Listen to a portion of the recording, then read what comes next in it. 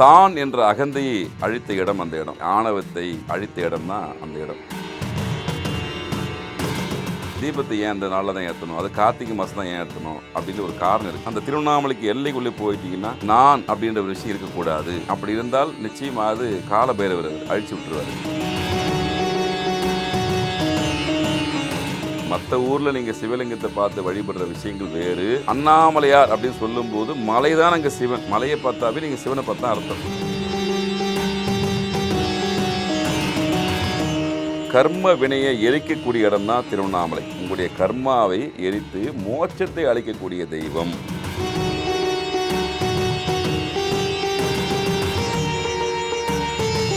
பிரவோக் பக்தி நேயர்களுக்கு வணக்கம். இன்னைக்கு நம்மளுடைய சிறப்பு நிகழ்ச்சியில திரு பாலார சுவாமிகள் அவர்கள் நம்ம கூட இருக்காங்க.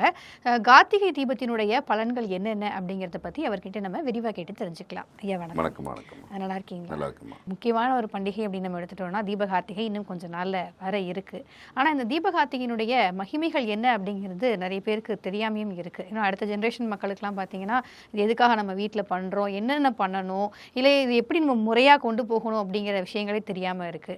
அதுக்கு நீங்க கொஞ்சம் எக்ஸ்பிளனேஷன். இல்லைம்மா, ஓரளவுக்கு இன்னைக்கு டெக்னாலஜி வளர்ந்துடுச்சு. அதில் எல்லாமே நான் மேக்ஸிமம் ஆன்லைனில் பார்த்து தெரிஞ்சுக்கிற ஒரு வசதி இருக்குது. உலகத்தில் எந்த மொழி இருந்தாலும் தகவல்களை ரொம்ப விரைவாக பெறக்கூடிய வாய்ப்புகள் இந்த காலகட்டத்தில் இருக்குது. இதெல்லாம் எதுவுமே இல்லாதப்போ தோன்ற விஷயந்தான் நம்ம பாரம்பரிய கலாச்சார விஷயங்கள். அப்போ எந்த கம்யூனிகேஷன் கிடையாது, எந்த விஷயமா அது இல்லாதப்பவும் ரொம்ப அன்பாக ஆதரவாக அற்புதமான நடந்த நிகழ்வுகள் பல உண்டு. அது தமிழ்நாட்டை பொறுத்த வரைக்கும் ஒரு எப்படி சொல்கிறதுன்னா, அக்னி ஸ்தலமான திருவண்ணாமலை மோட்சத்தை தரக்கூடிய ஒரு பூமி. கார்த்திகை தீப விழா மிகப்பெரிய விழா.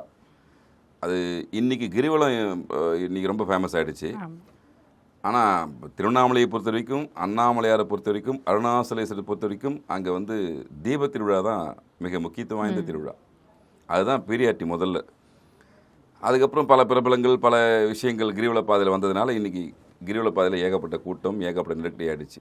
ஆனால் அந்த ஊருக்கான ஒரு மகத்துவமான முதல் விஷயம் எதுன்னா இந்த கார்த்திகை தீப விழா. தீபம் இருளை நீக்கிறது, அக்னி. அது ஸ்தலமே அக்னி ஸ்தலம் தான், பஞ்சபூதம் தான். நம்ம நம்ம கலாச்சாரப்படி பார்த்திங்கன்னா நம்ம பஞ்சபூதத்தை தான் வழிபடுறோம். அதுக்கு ஒரு பேர் சொல்லி இறைவனுடைய ஒவ்வொருக்கும் ஒரு திருநாமங்கள் கொடுத்து வழிபடுறோமே தவிர்த்து உள்ளே போய் பார்த்திங்கன்னா பஞ்சபூத வழிபாடு தான் நம்ம வழிபாடு. எங்கே போனாலும் அதை நம்ம விடாது, நம்ம அதை தான் ஃபாலோ பண்ணுறோம். எல்லா விழாக்களையுமே பஞ்சபூதத்தை மையமாக வச்சு தான் பண்ணுறோம். அந்த பஞ்சபூதம் தான் நம்மளை இயக்குது. அது மூலியமாக தான் நவகிரகங்கள் இயங்குது. அது மூலியமாக தான் நம்ம பிறக்கிறோம், மறைகிறோம், எல்லாமே நடக்குது. அந்த பஞ்சபூதத்தில் முக்கியமான ஸ்தலம்ன்றது அக்னி ஸ்தலம். அக்னி, அந்த அக்னி ஸ்தலம் திருவண்ணாமலை. காந்தமலை அப்படின்னு சொல்லக்கூடிய தங்கமலைன்னு ஒரு காலத்தில் பெயர்பட்ட காந்தமலை திருவண்ணாமலை. ஆதி அருணாசலேஸ்வரர் பேர். ஆக்சுவலாக அண்ணாமலைன்றது அதுக்கத்து வந்த விஷயம்தான். அருணாசல ஈஸ்வரர் தான் அவருடைய பெயர், இயற்பெயர்ன்றது. அந்த இறைவனுக்கு கொடுத்த திருநாமங்கள் அருணாசல ஈஸ்வரர். முக்தியை தரக்கூடிய ஸ்தலம். இப்போ இந்த திருவண்ணாமலை கார்த்திகை தீபம் ஒவ்வொரு வருஷமும் சிறப்பாக கொண்டாடப்படுது. மலை மீது அண்ணாமலை தீபம் எரியும். 11 நாட்களுக்கு எரியணும் தான் விதி. இப்போ குறைஞ்சி போச்சு சமீப நாட்களில். இருந்தாலும் அவருடைய தத்துவம் என்ன அப்படின்னு எல்லாருக்கும் மேக்சிமம் தெரிஞ்சிருக்கும். இருந்தாலும் சொல்ல வேண்டிய கடமை நம்மளுக்கு இருக்குது. தான் என்ற அகந்தையை அழித்த இடம் அந்த இடம். அகந்தையை, ஆணவத்தை அழித்த இடம் தான் அந்த இடம். அடிக்கொரு லிங்கம் அண்ணாமலையார்னு சொல்லுவாங்க. அந்த ஊரை பொறுத்த வரைக்கும் அடிக்கொரு லிங்கம் இருக்குது. அதனால தான் காலில் யாரும் செருப்பு போடாமல் கிரிவலம் வருவாங்க. இருந்தாலும் அந்த காரணங்கள் வேறு. அதனால் அடிக்கொரு லிங்கம் அண்ணாமலையார் அங்கே இருக்கார். அக்னி ஸ்தலமாக இருக்கார். மோட்சத்தை தரக்கூடிய கால பைரவர் அவங்க இருக்கார். அப்போடைய தீபத்தினுடைய தத்துவம் என்ன, தீபத்தை ஏன் அந்த நாளில் தான் ஏற்றணும், அது கார்த்திகை மாதம் தான் ஏன் ஏற்றணும் அப்படின்ற ஒரு காரணம் இருக்குது. அப்போது அகந்தையை அழிக்கக்கூடிய இடம். திரும்பவும் சொல்கிறேன், அந்த இடத்துல நீங்கள் எவ்வளோ பெரிய நபராக இருந்தாலும் அந்த திருவண்ணாமலைக்கு எல்லைக்குள்ளே போயிட்டீங்கன்னா நான் அப்படின்ற ஒரு விஷயம் இருக்கக்கூடாது. அப்படி இருந்தால் நிச்சயமாக அது கால பைரவர் அழிச்சு விட்டுருவார், யாராக இருந்தாலும் சரி. அது ஏற்கனவே மும்மூர்த்திகளுக்கு ஏற்பட்ட பிரச்சனை, ஈகோ பிரச்சனை அந்த காலத்துலேருந்து இருக்குது. அதை உணர்த்ததுக்கான தத்துவம் தான் அது. எல்லா ஒரு சில விஷயங்களும், எல்லா இதிகாசங்களும், எல்லா புராணங்களும் சொல்லக்கூடிய விஷயன்றது மனிதர்களுக்கு சொல்லக்கூடிய கருத்து. அவனுடைய வடிவமாக தான் கதை அம்சமாகவும் ஒரு சில இதிகாசங்களாகவும் இருக்குது. அப்படிப்பட்ட ஒரு முக்கியமான நிகழ்வு தான் அகந்தையை அழித்த இடம்தான் திருவண்ணாமலை. அதனுடைய குறியீடு தான் ஒவ்வொரு இடமும் நம்மளுக்கு நினைவுபடுத்தக்கூடிய விழாவாக தான் கார்த்திகை தீப திருவிழா. அப்போது மும்மூர்த்தியோட உள்ள பிரச்சனை ஏற்படுது. யார் பெரியவர் அப்படின்னு. பிரம்மன் சொல்கிறாரு, நான் தான் படைக்கிறேன். அப்போ உண்மையிலே என்கிட்ட தானே பொறுப்புகள் அதிகமாக இருக்குது. நான் படைக்கலன்னா அப்புறம் ஜீவராசிகள் எப்படி தான் இருக்கும். ஆனால் நானே உயர்வானன்னு சொல்கிறாரு. பெருமாள்கிட்ட இப்போ முறையிடுறாங்க, எல்லாருமே சொல்கிறாங்க. அவங்களுக்குள்ள பிரச்சனை ஏற்படுது. பிரம்மாவுக்கும் விஷ்ணுவுக்கும் பிரச்சனை ஏற்படுது, யார் பெரியன்னு சொல்லிட்டு. கடைசியாக சிவன்கிட்ட போய் இந்த விஷயம் போகுது. அப்போ அவர் சொல்கிறாரு, முதல்ல இந்த கான்செப்டே உங்களுக்கு தப்பு. அவங்களுக்கு கொடுத்த வேலையை அவங்க செய்யணுமே தவிர்த்து இதில் வந்து நான் அப்படின்ற விஷயம் இருக்கக்கூடாது. அகந்தை வந்துட்டாலே நீங்கள் இருந்த அர்த்தமே இல்லைன்னு சொல்லிட்டு உணர வைக்கிறதுக்கு என்ன பண்ணுறாரு. அப்படியா, சரி, ஓகே, நான் அக்னி பழமாக நிற்கிறேன். என்னுடைய அடிமுடியும் மேலே முடியும் யார் பார்த்துடுறீங்களோ அவங்க தான் மேலானவர்கள். அவங்க தான் மும்மூர்த்திலே சக்தி படுத்தணும்னு சொல்லிட்டு நம்ம முடிவு பண்ணிக்குவோம் அப்படின்னு அக்னி பிழம்பாக நின்ற இடம்தான் திருவண்ணாமலை. ஆனால் திரும்ப திரும்ப சொல்கிறோம் அந்த கோயிலை பற்றி சொல்லும்போது, அங்கே அண்ணாமலையார் ஆதி அருணாசலேஸ்வரர் மலையாக இருக்கிறார். அங்கே மலைதான் சிவன்.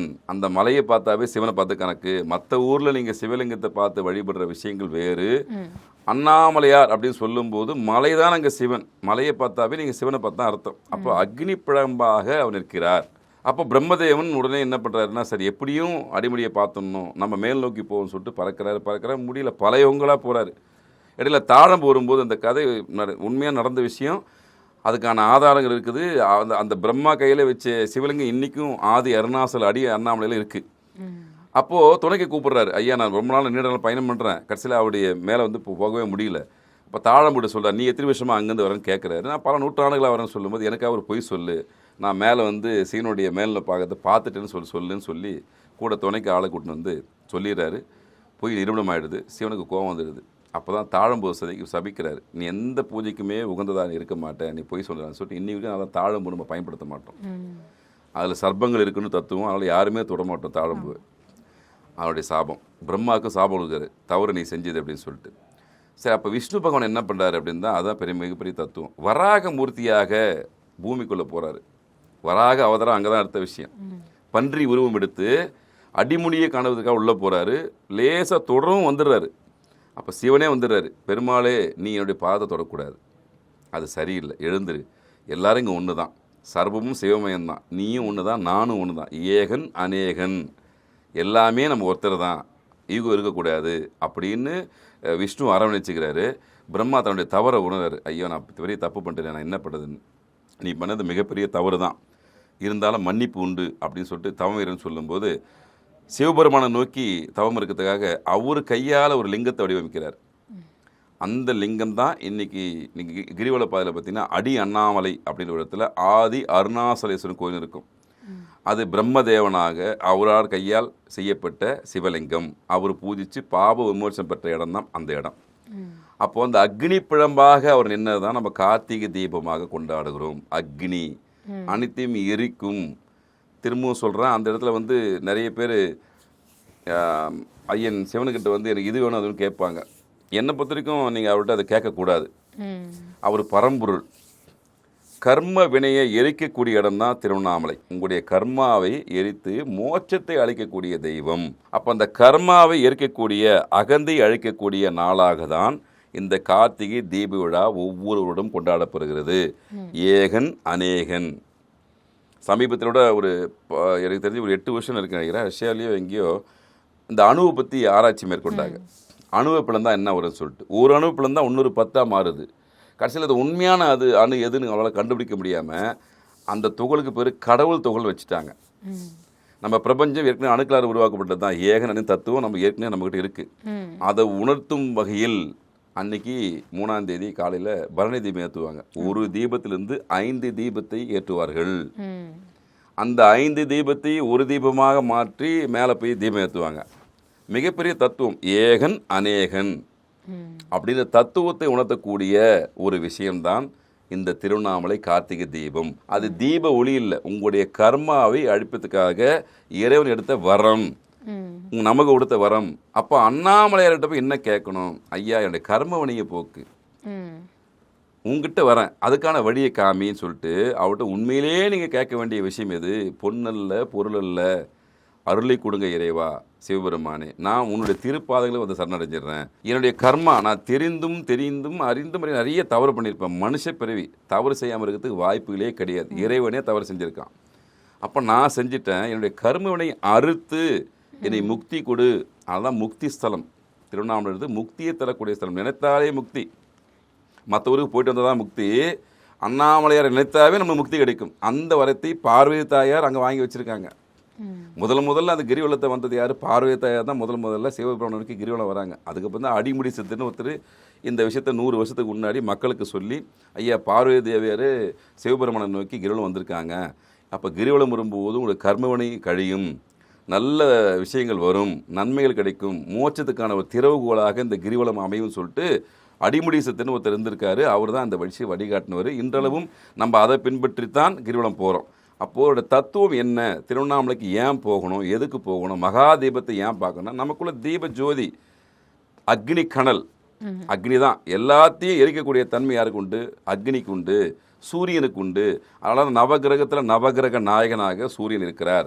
சூரியனுடைய தத்துவம் என்ன? சிவன் தான் சூரியன். கால பைரவர், ருத்ர தாண்டவம், அழிப்பது, ஆணவத்தை, அகந்தையை, தான் என்ற விஷயத்தை அழிப்பது தான் நோக்கம். அழிப்பதுன்னு நம்ம மக்கள் உடனே அழிச்சு எல்லா உடனே அழிச்சுன்னு வச்சு, அந்த அகந்தை இல்லை. உங்களுக்கு இருக்கிற அகந்தையை, எனக்குள்ள இருக்கிற ஆணவத்தை அழிக்கக்கூடிய ஸ்தலம்தான் அருணாசலேஸ்வரர் திருவண்ணாமலை. அப்போது நீங்கள் எதை போய் கேட்கணும்? அண்ணாமலை ஜோதியை பார்த்துட்டு என்னுடைய அகந்தையை ஒழிஞ்சிருங்க, என்னுடைய ஆணவத்தை ஒழிங்க, என்னுடைய கர்ம வினையை அருங்க, உங்ககிட்ட நான் வந்து சேர்ந்துடுறேன், அதுக்கான பாதையை காமிங்க அப்படின்னு நீங்கள் வேண்டக்கூடிய ஒரு முக்கியமான ஸ்தலம்தான் மோட்சத்தை தரக்கூடிய சிவபெருமான்கிட்ட. அதுதான் வேண்டணும். இந்த திருவண்ணாமலை தத்துவம் அதுதான். 3ஆம் தேதி காலையில் உங்களுக்கு பரணி தீபம் ஏற்றுவாங்க. அந்த 1லிருந்து 5, 5லிருந்து 1 மீண்டும் அது மலைமேறி அவ்வளோ அற்புதமான அந்த பர்வத குல மக்கள் தான் அதுக்கு பாரம்பரியமாக அந்த விளக்கை ஏற்றக்கூடிய தகுதிப்படுத்த நபர்களாக அவங்க ஒரு 40 நாள் விரதம் இருந்து இன்றளவும் ஒரு அற்புதமான நிகழ்வாக வருடாவிடம் நமக்கு உணர்த்தக்கூடிய தத்துவம் நான் அப்படின்ற விஷயம் இருக்கக்கூடாது. அது இருந்தால் அகந்தையாக மாறும், ஆணவமாக மாறும். அப்போது திருநீர் வைக்கிறோம். திருநீருடைய தத்துவம் என்ன? சிவபெருமானுடைய விஷயம்தான் இது. இது நீங்கள் அறிவியலாகவும் பார்க்கலாம், ஆன்மீகமாகவும் பார்க்கலாம். திருநீர் எதில் செய்யப்படுது?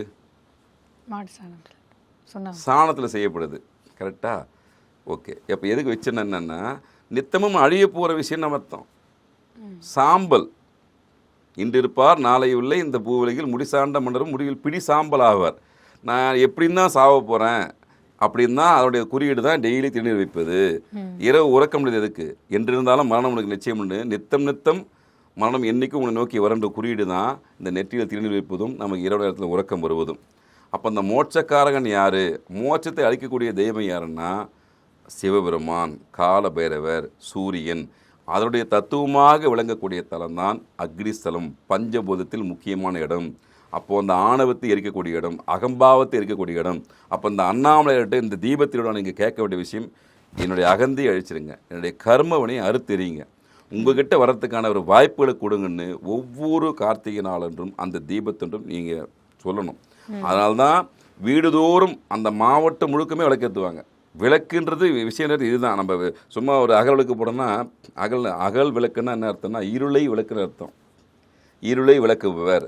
அப்போது நமக்குள்ளே இருக்கிற இருளை விளக்கி நன்மையான விஷயத்தை கொடுக்கக்கூடிய தத்துவம் தான் தீபம் ஏற்றி வழிபடுவது. அப்போ அண்ணாமலையார் அங்கே ஜோதி வடிவமாக நமக்கு காட்சி கொடுக்குறாரு. இப்போது மரணத்துக்கு அப்பான்னு சொல்லிட்டு நிறைய ஃபாரினில் புத்தகம் எழுதியிருக்காங்க. ஒரு மனிதன் மரணத்துக்கு பின்னாடி என்ன நடக்குதுன்னு சொல்லிட்டு அதில் ஒரு சொல்லக்கூடிய கருத்தும் அவங்க சொல்லக்கூடிய கருத்து என்னென்னா, கடைசியாக நீங்கள் அந்த மரணத்துக்கு அப்புறம் என்ன பார்த்தீங்கன்னா ஒரு ஒளியை பார்த்துன்னு தான் அவங்க பதிவு பண்ணி வச்சுருக்காங்க. மீண்டும் திரும்ப வந்தவங்க அந்த கடைசி நிமிஷத்தை எதை போய் பார்த்தீங்கன்னா ஒரு ஒளியை தான் பார்த்துன்றாங்க. அப்போது எல்லா இடத்துலையுமே ஏகன் அநேகனாக யார் இருக்கார்? சிவன் இருக்கிறார். அக்னி பிழம்பாக இருக்கிறார். அந்த சக்திக்கு, அந்த பிரபஞ்ச சக்திக்கு எல்லை கிடையாது. அனைத்து இடத்திலும் நிறைந்திருக்கக்கூடிய ஒரு தெய்வமாக சிவன் இருக்கிறார். அதனால தான் சொன்னால் வள்ளுவர் அகர முதல எழுத்தெல்லாம் ஆதி பகவன் மூர்த்தின்னு சொன்ன ஆதி பகவான் தான் சொன்னார். எந்த தெய்வமும் குறிப்பிடலை. அப்போ அந்த பிரபஞ்சத்தில் நம்ம மீறிய ஒரு சக்தி உண்டு. அந்த மகா சக்தியினுடைய வெளிப்பாடு தான் பஞ்சபூத ஸ்தலங்களோட அக்னிஸ்தலமான திருவண்ணாமலை ஆதி அருணாசலேஸ்வரர். இந்த பெருமையை நம்ம உணர்ந்து கொண்டு இதை கடந்து போகணும். கடவுள் அப்படின்னா கடந்து போகுதல்னு அர்த்தம். கடந்து போய் பார்க்கணும், உள்ளே போய் பார்க்கணும். கடவுள்னா கடவுள் கிடையாது, கடவுள். உள்ளே போய் பார்த்தா தான் என்ன விஷயம் தெரிய வரும். அதை நோக்கி பயணிக்கும் போது தான் அவனுக்கு விடை கிடைக்கும். அந்த விடையை நோக்கி தான் பல ஞானிகளும் முனிவர்களும் சித்தர்களும் அண்ணாமலையாரை நோக்கி இன்றைக்கும் தவம் இருக்கிறாங்க. அங்கே நிறைய அருவமாக தம் இருந்து அந்த மோட்சத்தை பெறுவதற்கான விஷயத்தை பார்க்குறாங்க. பிறப்பு அறுத்துருங்க, பிறப்பு தேவையில்லை, இதோடு முடிச்சிருங்க போதும் கிட்ட வரேன்னு சொல்லிட்டு பிறத்தை அறுத்திவிட தெய்வா அப்படின்னு சொல்லிட்டு நிற்கிற ஞானிகளும் மகான்களும் இன்றளவும் அங்கே அருவமாக அண்ணாமலையிட்ட இருக்காங்க.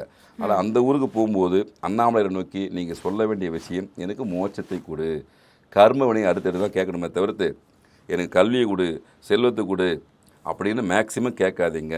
அதையெல்லாம் தாண்டிய ஞான நிலைக்கு உட்பட்டவர் தான் அவர். தட்சிணாமூர்த்தியாக, கால பைரவராக, அக்னி பிழம்பாக, தன்னை ஆட்கொண்ட நபர்களுக்கு உடனடியாக வரத்தை தரக்கூடிய நபராக அங்கே இருக்கார் அண்ணாமலை.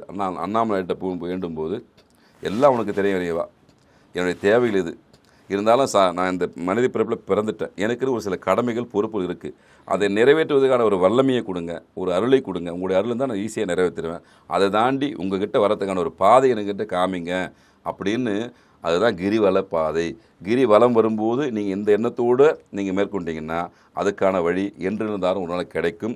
இந்த அக்னி தெய்வத்தை பார்க்கும்போதும் நீங்கள் செய்யக்கூடிய செயல் வணங்க வேண்டிய விஷயம் இதுதான். கார்த்திகை மாதம் குறிப்பாக வந்து நம்ம தீப திருவிழா கொண்டாடுறதுக்கான காரணம் என்னவா? இல்லைம்மா, அது முக்கியமான ஒரு அற்புதமான மாதம். அந்த மாதத்தில் இந்த நிகழ்வு நடந்தது. அந்த மும்மூர்த்திகளில் ஏற்பட்ட பிரச்சனை நடந்த மாதம் இந்த மாதம் தான்.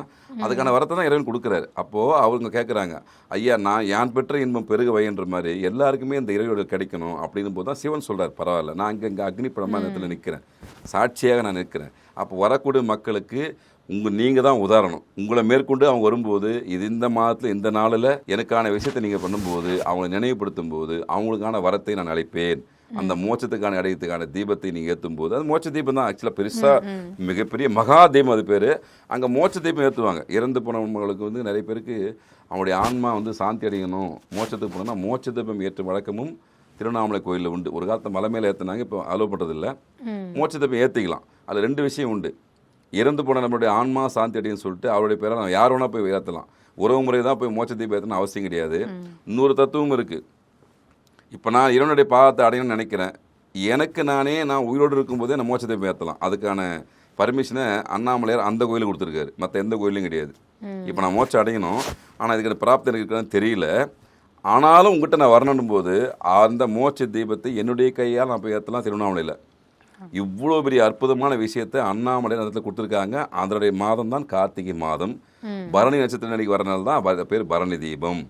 அப்போ கீழே பரணி தீபம் ஏற்றும் போது மேலே மகா தீபம் ஏற்றுவாங்க. அப்போது அவ்வளோ பெரிய கிட்டத்தட்ட 2700 அடி இருக்கிற மலை அது. அவ்வளோ அற்புதமான விஷயங்கள். ஒரு காலத்தில் மக்கள் அதிகமாக போயிருந்தாங்க. இப்போ பல கட்டுப்பாடுகள் வனத்துறை வச்சதுனால இப்போ சில கட்டுப்பாடுகளை குறிப்பிட்ட மக்களை மட்டும் தான் அலோவ் பண்ண வேண்டிய விஷயம் இருக்குது. இருந்தாலும் நீங்கள் எங்கே இருந்தாலும் அங்கே மலையாக சிவன் இருக்கிறார்.